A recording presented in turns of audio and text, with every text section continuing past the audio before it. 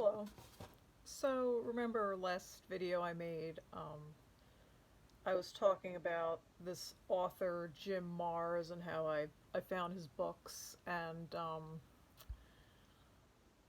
I, he's called like the number one conspiracy theorist, but I think there's truth to a lot of what he says, and, the last book I read was about 9/11, and some I had some positive comments on my video, and someone told me to throw the books in the trash because I sound like a crazy person, but whatever. I mean, honestly, if you can honestly examine the official story and not see that there are any holes in it, you're the delusional one.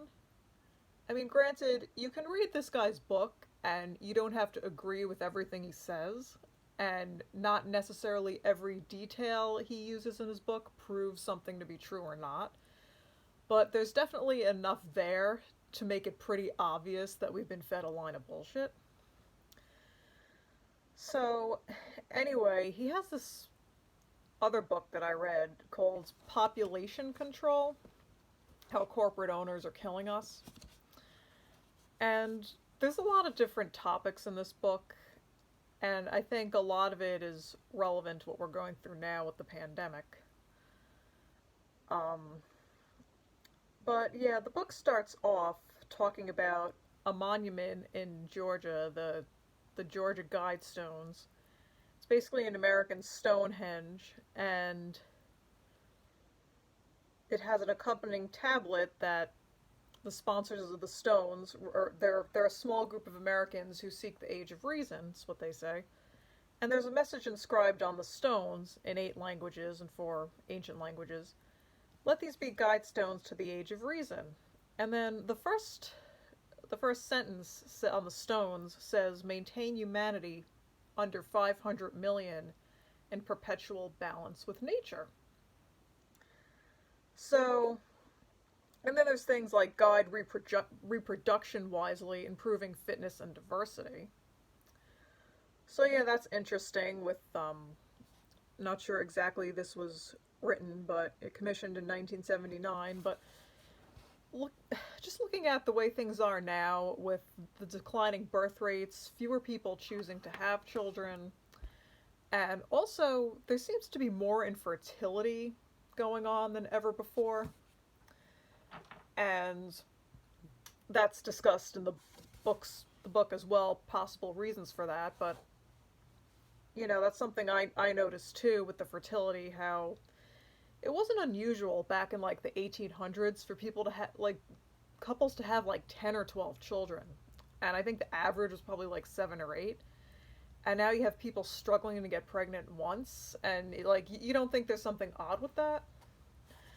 But anyway, it says unite humanity with a living new language, um, which kind of sounds like a new world order to me. Let all nations rule internally, resolving external disputes in a world court. It says prize truth, beauty, love, seeking harmony. Be not a cancer on the earth, leave room for nature, leave room for nature.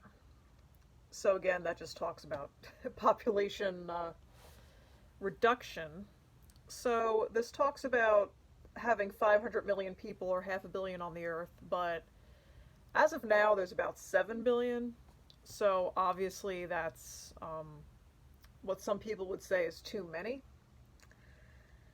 And there's actually a quote from way back in 1981 from Prince Philip, the Duke of Edinburgh, who is a member of the royal family, again, part of the elites, saying human population growth is probably the single most serious long-term threat to survival.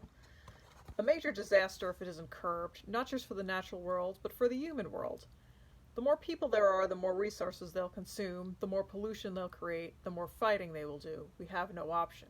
If it isn't controlled voluntarily, it will be controlled involuntarily by an increase in disease, starvation, and war. So that's right from a member of the royal family in 1981.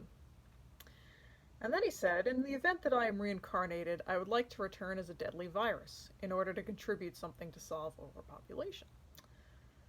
Okay, wow. So yeah, that's one of the beloved royals from one of the elites.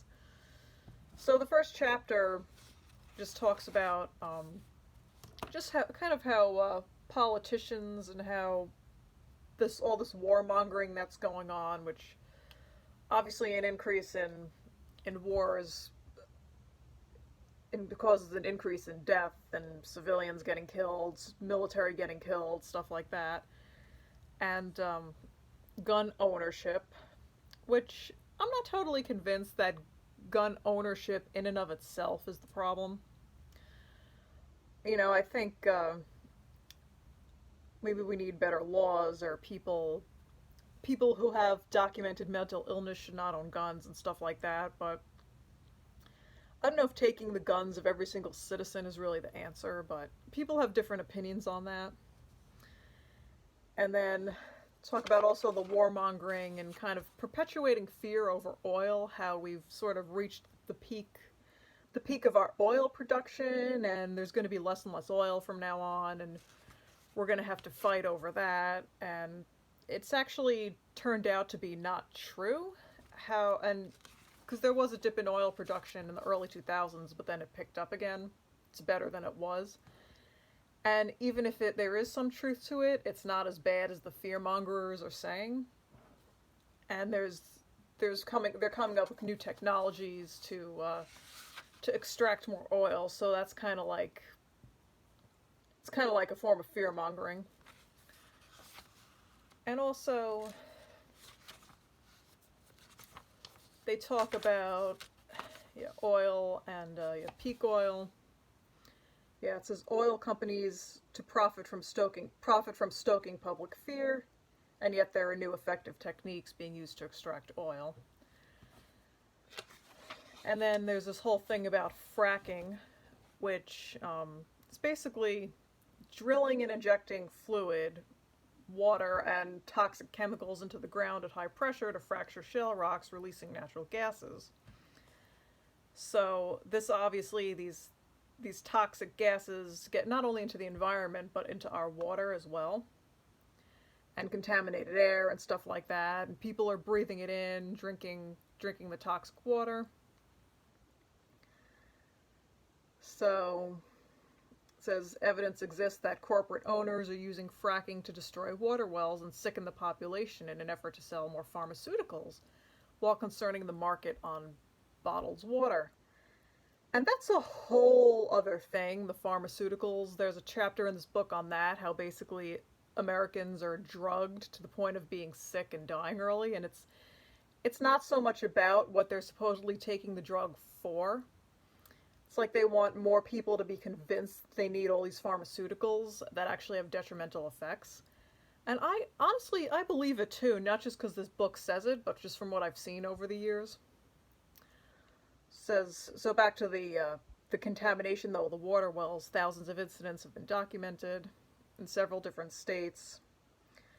And it says that fracking has also contributed to dangerous seismic activity, so earthquakes, increase in earthquakes in certain areas.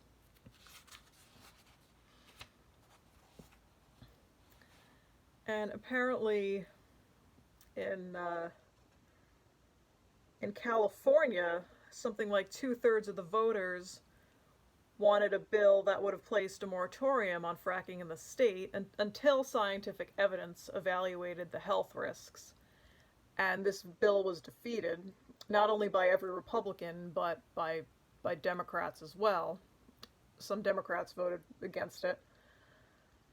So that's just a bit on the, just kind of an introduction to the book with some of the environmental issues that we're facing, and also kind of the fear-mongering to the public to increase wars and military spending, and which in turn obviously has soldiers and civilians dying in battle and increasing public fear over that.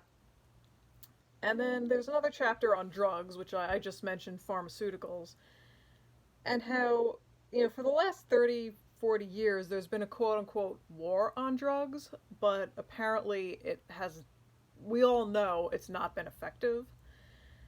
And all it's really done is created just more incarcerations, more, people locked up for, I mean, pot's legal now in a lot of states, people locked up for things like pot, and there seems to have been an increase in drug use and people dying of heroin overdoses and things like that.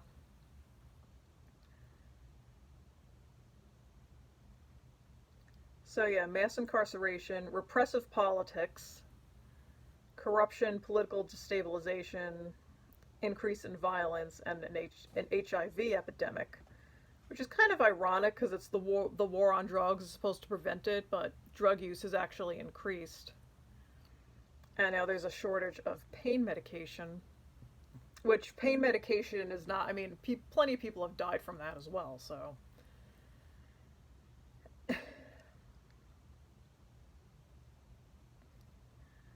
it's also saying too that while people have died from illegal drugs such as heroin, actually about 2/3 of drug-related deaths are from legal drugs, which again goes back to what I was saying before about the pharmaceuticals.